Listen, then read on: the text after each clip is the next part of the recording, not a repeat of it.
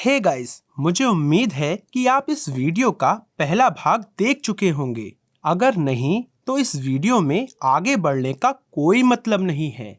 इसलिए आगे बढ़ने से पहले दाईं ओर दिए गए बॉक्स पर क्लिक करके पहला भाग देख लें। अब तक हमने उन सभी जीवों को देखा जो लाखों वर्षों से पृथ्वी पर राज कर रहे थे। तो अंतिम प्रभावशाली जीव कैसा दिखता है? हैरानी की बात है कि अंतिम नक्काशी एक बहुत ही अलग जीव को दिखाती है जो मानव जैसा नहीं दिखता है। आप देख सकते हैं कि कैसे मूर्तिकार ने इस आकृति में लंबे चेहरे और नुकीले मुंह को उकेरा है। क्या यह एक गलती हो सकती है? नहीं, यदि आप कल्कि नामक इस अंतिम भगवान की प्राचीन नक्काशी को देखें तो उनमें कृष्ण या राम जैसे मानव अवतारों की समानता नहीं है। इसके बजाय उन्हें चेहरे की बहुत अलग विशेषताओं के साथ दिखाया गया है और मूर्तिकार ने यह दिखाने के लिए एक और महत्वपूर्ण सुराग छोड़ा कि कल्कि भगवान इंसान नहीं हैं, बल्कि पूरे अलग तरह के प्राणी हैं। क्या आप अंदाजा लगा सकते हैं कि ये क्या हैं? आप चाहें तो वीडियो को पॉज करके और पूरे स्तंभ को गौर से देखकर अपने आप पता लगाने की कोशिश कीजिए। अधिकतर हिंदू नक्काशियों में अनेक भुजाओं के साथ अनेक आकृतियां दिखाई जाती हैं, लेकिन इस स्तंभ में मूर्तिकार ने मानव जीवन के सभी रूपों को दो भुजाओं के साथ ही दिखाया है। और ध्यान दें कि कैसे अन्य सभी प्रजातियों में जो कि मानव नहीं हैं, उन्हें कई भुजाओं के साथ दिखाया गया है। ये एक उल्लेखनीय विवरण है जिसका इन सभी 10 जीवन रूपों में कोई अपवाद नहीं है। अंतिम आकृति निश्चित रूप से मानव नहीं है क्योंकि इसे कई भुजाओं के साथ उकेरा गया है। तो अंतिम जीवन रूप जो पृथ्वी ग्रह और मानव जाति पर राज करेगा वह बिल्कुल भी मानव नहीं होगा। क्या आपको लगता है कि गोरिल्ला या डॉल्फिन हमें अपने अधीन करने वाले हैं? इस बात से हम सभी सहमत हो सकते हैं कि पृथ्वी पर मनुष्यों को कोई अन्य प्रजाति अधीन नहीं कर सकती है जब तक कि स्वयं देवता देवलोक से उतर नहीं आते। वैज्ञानिक उन्हें परग्रही कह सकते हैं और धार्मिक लोग उन्हें भगवान कह सकते हैं, लेकिन नाम मायने नहीं रखता।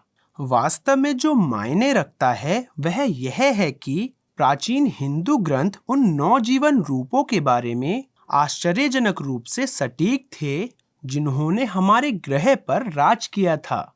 तो ये बता रहे हैं कि दूसरी दुनिया के प्राणी अंतिम प्रभावशाली शक्ति होंगे। तो अगर ग्रंथ 9 बार सही थे तो क्या कोई संभावना है कि वे 10वीं बार गलत होंगे?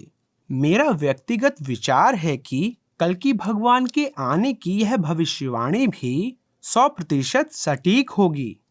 तो इंसानों का क्या होगा? ग्रंथ कल्कि भगवान के अवतार के बारे में क्या कहते हैं? ऐसा माना जाता है कि कल्कि भगवान अत्यंत गुणी होंगे और जल्द ही यह जान जाएंगे कि अधिकांश मनुष्य भ्रष्ट और बेईमान हैं।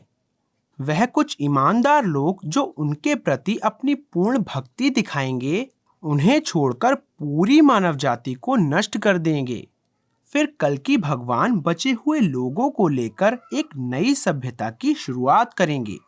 श्रीमद् भागवत में कल्कि भगवान को अपनी त्वचा के रंग को इच्छानुसार बदलने में सक्षम बताया गया है। उनकी त्वचा पीली हो सकती है और काली भी हो सकती है। कल्कि भगवान के विचारों में कोई दोष नहीं होगा और मनुष्यों जैसी कोई भी कमी नहीं होगी।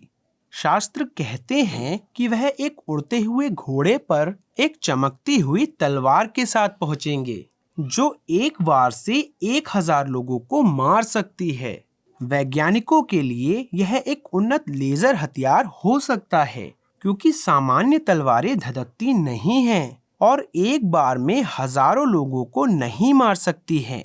प्राचीन ग्रंथों और मूर्तियों में कल्कि भगवान को लंबे चेहरे के साथ सटीक रूप से चित्रित किया गया है।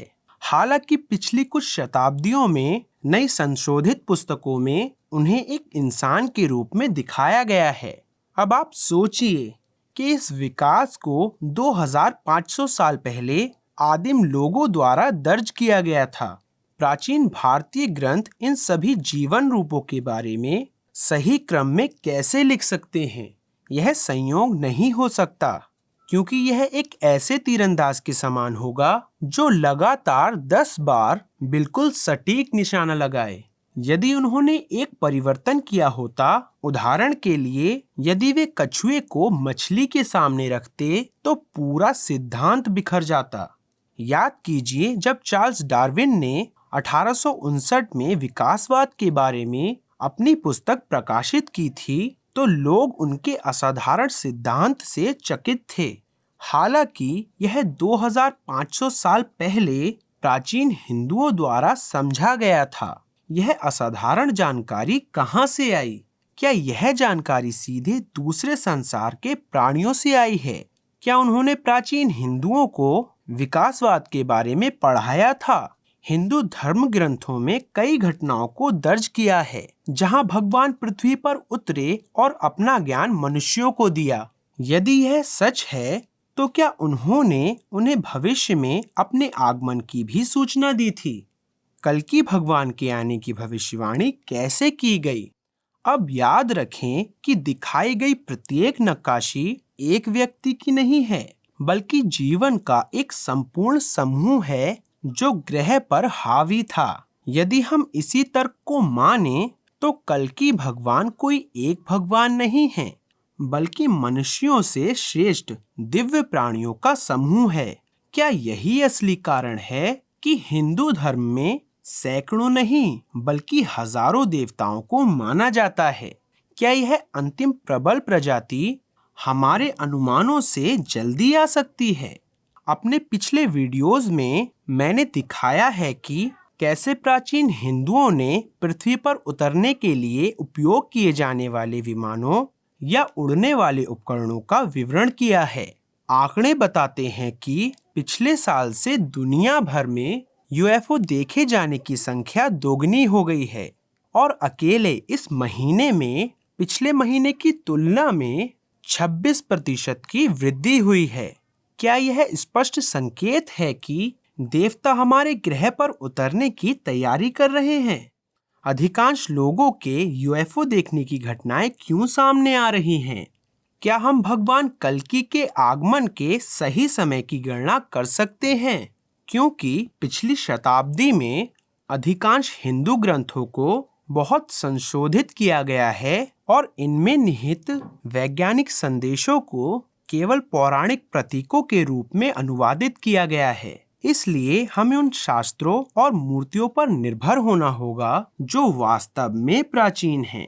कोणार्क में एक ऐसी प्राचीन घड़ी है जिसमें कल्कि के आगमन के सही समय का सुराग है। इसकी तीलियों पर भगवान कल्कि और सभी 9 जीवन रूप जो पृथ्वी ग्रह पर हावी रहे हैं उन्हें उकेरा गया है। केंद्र में दुनिया के अंत को दिखाया है। यह घड़ी इतनी सटीक है कि यह समय को मिनट तक सटीक रूप से बताती है। लेकिन क्या हम इसका उपयोग दुनिया के अंत की गणना के लिए कर सकते हैं? मुझे उम्मीद है कि यह वीडियो आपको पसंद आया होगा। मुझे इस तरह की बहुत सारी रोचक चीजें मिल रही हैं, इसलिए कृपया मेरे चैनल को सब्सक्राइब कीजिए। वीडियो देखने के लिए धन्यवाद। मैं आपसे जल्द ही बात करूंगा। बाय।